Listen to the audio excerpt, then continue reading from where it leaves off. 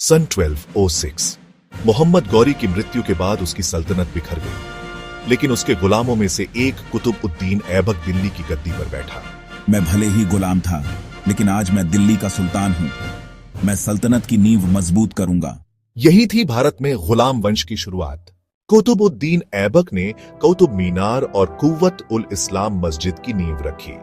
उदार स्वभाव के कारण लोग उसे लाख बख्श कहते थे, लेकिन 1210 में पोलो खेलते हुए उसकी मृत्यु हो गई। अब गद्दी पर आया उसका दामाद इल्तुतमिश। यह दिल्ली सल्तनत का सबसे योग्य शासक साबित हुआ। सल्तनत को अनुशासन चाहिए। मैं चालीसा परिषद बनाऊंगा, नए सिक्के जारी करूंगा और मंगोलों से दिल्ली की रक्षा करूंगा। इल्तुतमिश की मृत्यु के बाद उसकी बेटी रजिया सुल्तान गद्दी पर बैठी। वह दिल्ली की पहली महिला शासक बनी। हाँ, मैं औरत हूँ, लेकिन शासन की योग्यता में किसी से कम नहीं। न्याय और बहादुरी से मैं दिल्ली की रक्षा करूंगी। लेकिन अमीर सरदारों ने एक महिला को सुल्तान मानने से इनकार कर दिया। षड्यंत्र हुआ और 1240 में रजिया सुल्तान की हत्या कर दी गई। फिर आया गुलाम वंश का सबसे शक्तिशाली शासक गयासुद्दीन बलबन। सुल्तान खुदा की छाया है, जिल्ले इलाही। मेरे दरबार में सभी झुककर आदर करेंगे। अनुशासन और कठोरता ही मेरी सल्तनत की ताकत है।